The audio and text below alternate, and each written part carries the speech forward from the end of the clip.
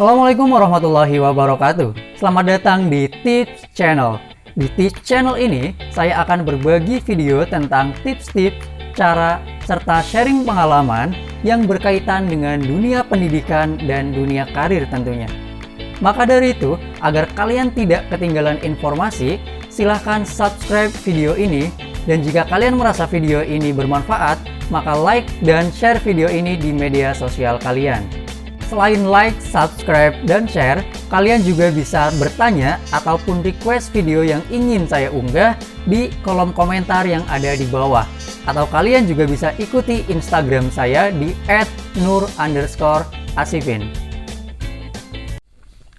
Oke, di video kali ini saya akan berbagi pengalaman saya saat dulu kuliah lintas jurusan di Universitas Pendidikan Indonesia. Nah, dulu waktu saya kuliah di Kota Bandung, saya ambil jurusan yang berbeda dengan pas saya waktu SMA. Waktu SMA saya ambil jurusan IPA. Kemudian pas kuliah, saya coba tantangan baru untuk mengambil jurusan di IPS. Namun hasilnya luar biasa. Tanpa diduga, pas di akhir perkuliahan, saat wisuda, saya mendapat predikat sebagai wisudawan terbaik di kampus UPI tersebut. Nah, setelah itu, banyak yang tanya-tanya ke saya tentang, "Kak, gimana sih cara belajarnya gitu? Kak, gimana biar mendapatkan hasil tersebut? Apa yang harus kita perhatikan?" Nah, di sini saya akan mencoba berbagi pengalaman tentang hal tersebut. Jadi, stay on untuk kalian agar tidak ketinggalan informasi. Yang pertama harus kalian perhatikan adalah IPK. Oke, di sini IPK menjadi peran penting, menempatkan peran penting di sini. Walaupun IPK itu bukan segalanya, tetapi untuk menjadi wisudawan terbaik, satu hal yang dinilai adalah nilai IPK kalian yang akan dibandingkan dengan nilai IPK dari jurusan lainnya. Nah, bagaimana cara mendapatkan IPK yang tinggi dan tetap konsisten? Di sini kalian perlu punya strategi yang terjelas adalah yang paling jelas kalian harus nyaman di jurusan kalian. Kalian jangan pernah merasa salah jurusan. Apalagi sampai tersesat gitu ya. Yang penting saya di sini karena dulu pilihan orang tua. Saya di sini karena dulu keinginan dari guru BK. Jangan sampai seperti itu. Kalian sudah berada di jurusan kalian, berarti itu takdir kalian.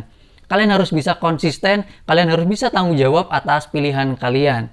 Mungkin banyak yang mengatakan bahwa sebenarnya IPK itu bukan hal yang terpenting. Saya pun mengatakan demikian. IPK bukanlah hal yang terpenting, tapi di sini IPK memiliki peran penting.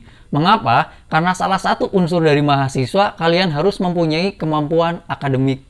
Nah, nilai IPK yang mumpuni ini merupakan bukti bahwa kalian sudah menguasai kemampuan akademik tersebut. Namun tentunya kemampuan tersebut nanti kalian perlu seimbangkan dengan kemampuan-kemampuan yang lainnya.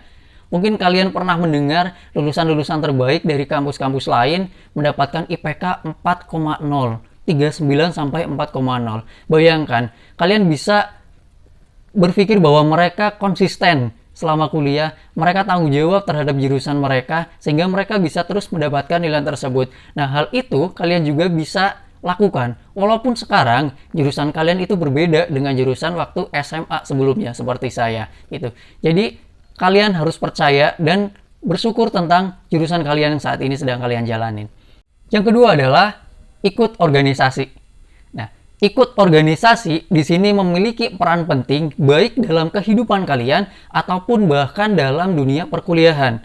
Gitu. Setelah sebelumnya kalian mencoba menggapai kemampuan akademis kalian dengan bukti IPK tadi, kalian perlu seimbangkan kemampuan akademis dengan kemampuan non-akademis. Dalam hal ini adalah soft skill kalian. Gitu.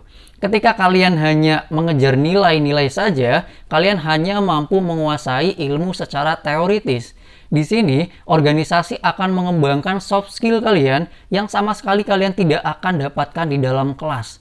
Misalnya, kalian mendapatkan tugas sebagai ketua, sekretaris, ataupun bendahara. Nah, ini akan melatih responsibility kalian, akan melatih tanggung jawab kalian, akan melatih bagaimana kalian memanajemen orang, bagaimana kalian mampu memanajemen waktu, memanajemen masalah juga. Nah, di sini organisasi akan sangat mendukung kemampuan kalian selain kemampuan akademik yang tadi.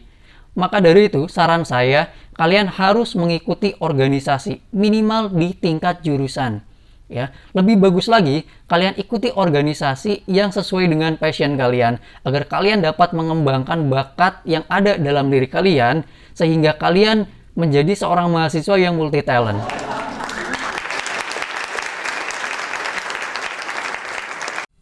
Nah, untuk yang ketiga adalah kalian wajib ikut lomba. Nah, di sini ikut lomba merupakan hal yang secara tidak langsung akan menaikkan kemampuan kalian yang tadinya kalian sudah pelajari di ranah akademis serta ranah organisasi. Kenapa? Karena dengan ikut lomba, kalian akan didorong untuk berpikir secara kritis, dan juga mengkomunikasikan apa yang sudah kalian tuangkan dalam tulisan ataupun karya yang kalian ikuti. Gitu. Jadi saran saya, kalian harus minimal mengikuti lomba di tingkat lingkup kampus terlebih dahulu.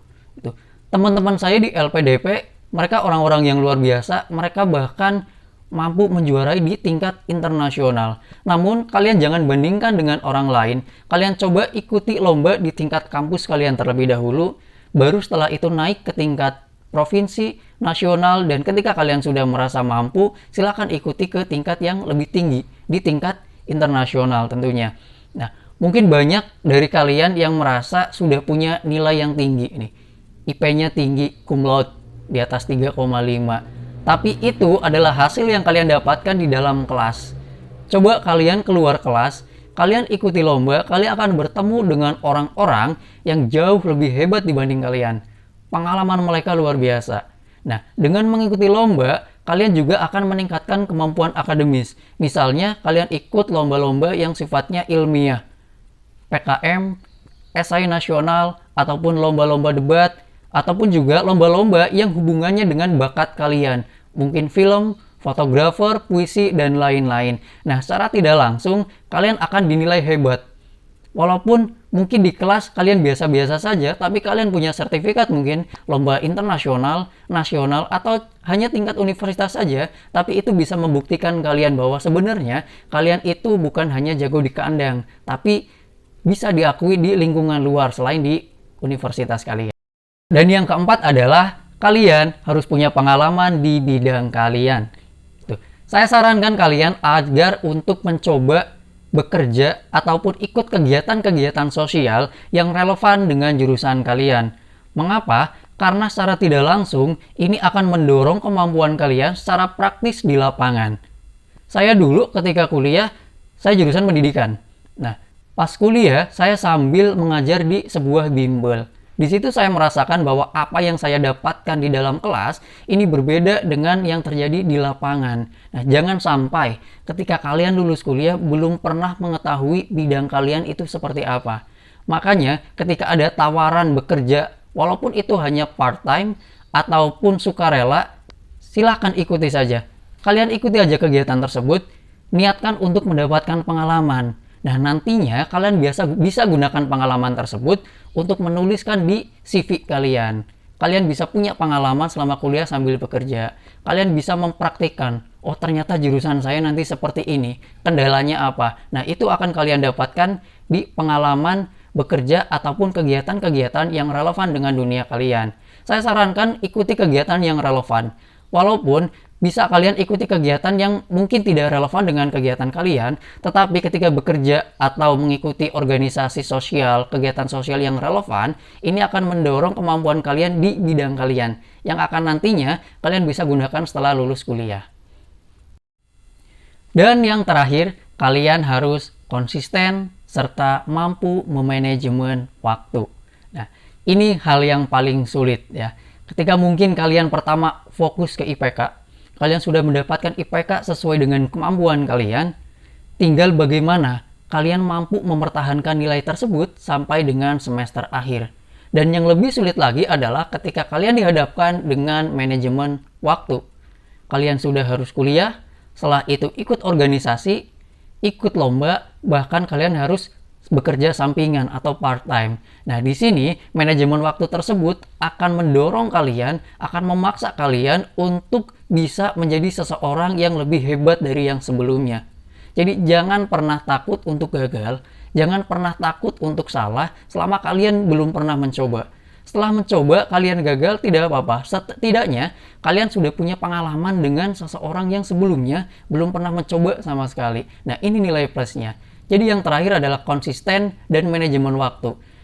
Karena kita hidup pas perkuliahan, kita hidupnya kan tinggal jauh dengan orang tua, jauh dengan keluarga. Ada sangat banyak sekali godaan saat kita kuliah, mungkin hiburan, main, atau yang lainnya. Nah, ini akan menuntut kita bagaimana kita mampu mengontrol diri kita, mengontrol tujuan kita, untuk apa sebelumnya kita datang ke kota tersebut, untuk apa kita datang ke kampus tersebut. Nah, di sini kalian harus membuktikan kepada semua orang bahwa sebenarnya kalianlah yang sanggup dan kalian memang bisa. Nah, yang terakhir, itu semua adalah hal yang perlu kalian perhatikan ketika kalian ingin menjadi lulusan terbaik. Itu berdasarkan pengalaman yang saya dapatkan, pengalaman yang saya alami sebelumnya. Nah, jadi di sini kalian jangan sampai merasa pesimis. Misalnya kalian sekarang berada di jurusan IPA, padahal sebelumnya IPS, atau sebaliknya, kalian sekarang di IPS, sebelumnya di IPA. Nah, di sini saya pun merasakan hal tersebut. Awalnya itu abstrak, ya, bahkan kaget. Tapi lama-lama, selama kalian merasa itu adalah passion kalian, itu jalan kalian, percaya semua punya hak yang sama. Selama kalian mampu mempertahankan hal-hal yang tersebut, kalian mampu menyeimbangkan akademis, organisasi, coba ikuti lomba, dan ikuti pengalaman atau kegiatan yang berhubungan dengan jurusan yang kalian dalami sekarang. Nah, dengan hal tersebut, kalian bisa menjadi lulusan yang setidaknya berbeda dengan yang lainnya.